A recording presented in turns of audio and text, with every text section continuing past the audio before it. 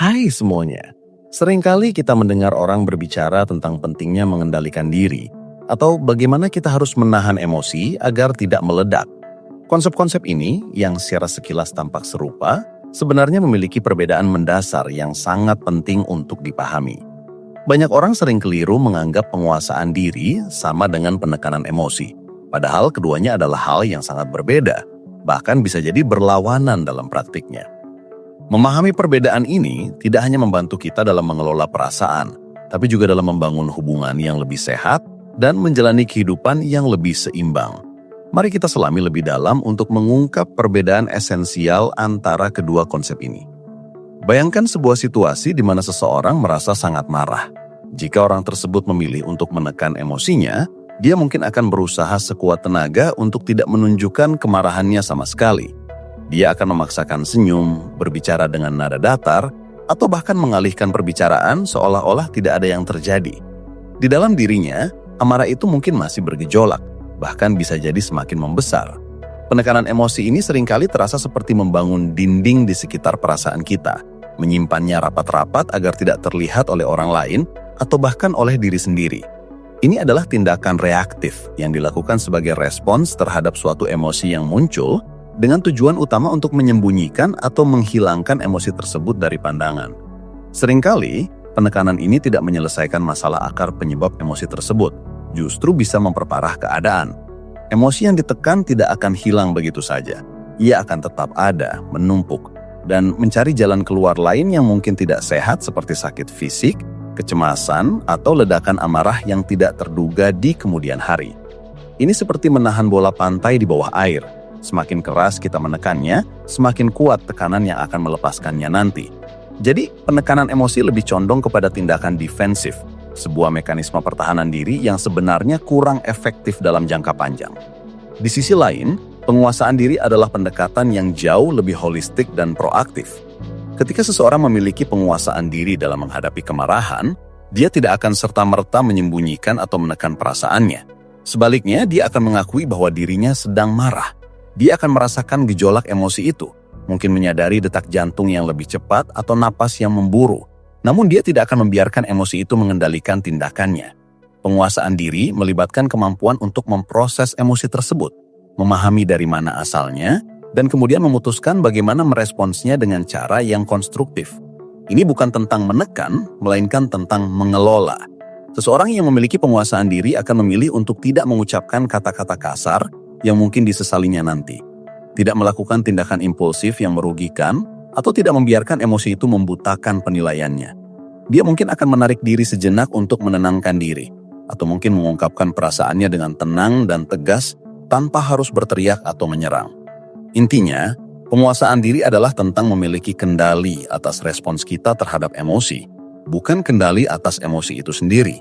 Emosi akan datang dan pergi. Itu adalah bagian alami dari pengalaman manusia. Penguasaan diri adalah tentang bagaimana kita memilih untuk berperilaku ketika emosi itu muncul. Ini membutuhkan kesadaran diri yang tinggi, kemampuan untuk refleksi, dan kemauan untuk bertanggung jawab atas tindakan kita. Ini juga melibatkan kemampuan untuk menunda gratifikasi, menahan godaan, dan tetap fokus pada tujuan jangka panjang meskipun ada desakan emosi sesaat. Perbedaan kuncinya terletak pada kesadaran dan tujuan. Penekanan emosi seringkali dilakukan secara tidak sadar atau sebagai respons spontan untuk menghindari ketidaknyamanan. Tujuannya adalah untuk menghilangkan atau menyembunyikan emosi. Sebaliknya, penguasaan diri adalah tindakan yang disengaja dan didasari oleh kesadaran penuh. Tujuannya bukan untuk menghilangkan emosi, melainkan untuk mengarahkan respons kita terhadap emosi tersebut ke arah yang positif dan produktif. Ini adalah tentang pilihan yang kita buat. Apakah kita akan membiarkan emosi menguasai kita dan mendikte tindakan kita? Ataukah kita akan memilih untuk mengambil kendali, memproses emosi tersebut, dan meresponsnya dengan bijak? Ketika kita menekan emosi, kita seperti mencoba mematikan alarm kebakaran tanpa mencari tahu apa yang menyebabkan kebakaran tersebut. Alarm mungkin berhenti berbunyi untuk sementara, tapi apinya masih menyala. Namun dengan penguasaan diri, kita mendengar alarm, kita menyadari ada api, dan kemudian kita memutuskan tindakan terbaik untuk memadamkan api tersebut atau setidaknya mencegahnya menyebar. Mari kita ambil contoh lain, kali ini tentang perasaan sedih.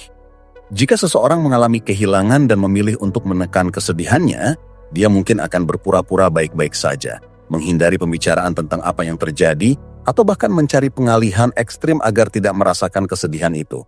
Dia mungkin akan mencoba meyakinkan dirinya sendiri bahwa dia tidak perlu bersedih, atau bahwa bersedih adalah tanda kelemahan. Hasilnya, kesedihan itu mungkin akan termanifestasi dalam bentuk lain, seperti kelelahan kronis, depresi, atau kesulitan tidur. Tubuh dan pikirannya akan terus merasakan beban emosi yang tidak terproses. Ini adalah upaya untuk menolak realitas emosional, dan penolakan ini seringkali lebih merugikan daripada emosi itu sendiri. Namun, jika orang tersebut memiliki penguasaan diri dalam menghadapi kesedihan, dia akan mengizinkan dirinya untuk merasakan kesedihan itu. Dia akan mengakui bahwa wajar untuk bersedih, dan dia akan memberikan ruang bagi perasaannya untuk hadir.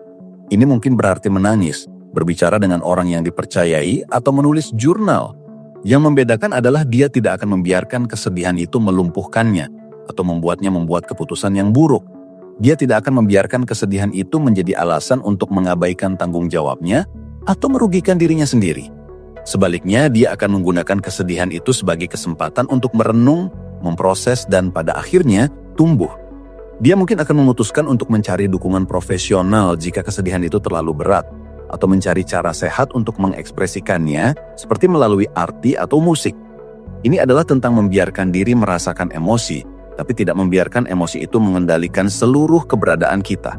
Ini adalah tentang kemampuan untuk tetap berfungsi dan membuat keputusan rasional meskipun sedang merasakan emosi yang kuat.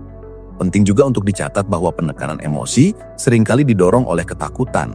Takut dianggap lemah, takut menyakiti perasaan orang lain, takut akan konsekuensi dari ekspresi emosi, atau takut akan ketidaknyamanan yang ditimbulkan oleh emosi itu sendiri. Ini adalah mekanisme penghindaran. Sebaliknya, penguasaan diri didorong oleh kekuatan dan keberanian. Keberanian untuk menghadapi emosi kita sendiri, kekuatan untuk memilih respons yang bijak, dan kemauan untuk bertanggung jawab atas diri sendiri.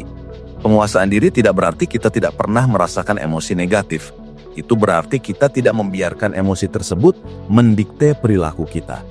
Kita tetap bisa merasakan marah, sedih, frustrasi, atau kecewa, tapi kita tidak akan bertindak berdasarkan dorongan impulsif yang muncul dari emosi tersebut.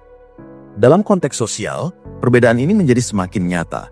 Seseorang yang sering menekan emosinya mungkin tampak tenang dan terkumpul di permukaan, tapi di dalam dirinya bisa jadi ada gejolak yang hebat.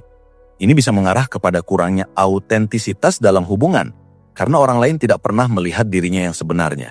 Mereka mungkin kesulitan membangun keintiman sejati karena selalu ada dinding yang dibangun di sekitar perasaan mereka. Ini juga bisa membuat mereka rentan terhadap ledakan tak terduga, di mana emosi yang terpendam akhirnya meletus dengan cara yang tidak proporsional dan merugikan. Mereka mungkin menjadi pasif-agresif atau menarik diri sepenuhnya. Sebaliknya, seseorang dengan penguasaan diri dalam emosinya cenderung lebih autentik dan transparan.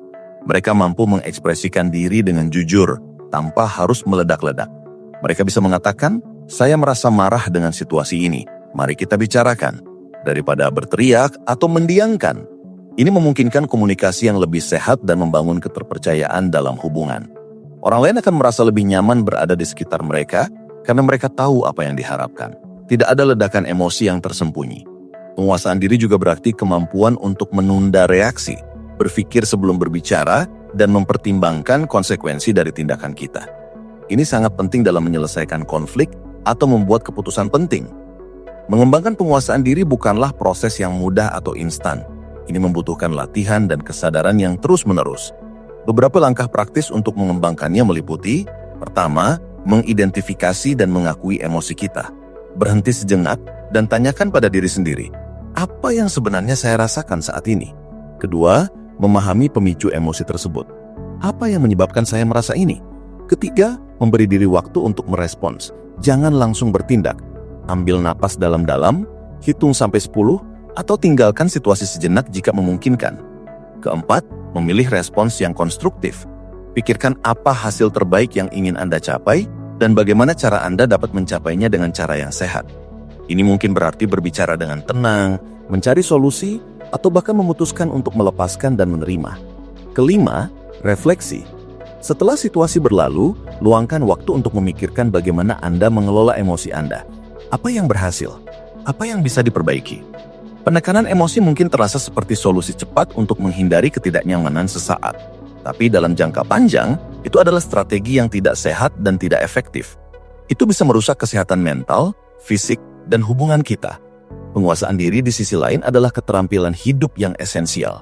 Itu memberdayakan kita untuk menjadi kapten dari kapal kita sendiri, mengarungi lautan emosi dengan kebijaksanaan dan ketenangan, tanpa harus terombang-ambing oleh setiap gelombang yang datang.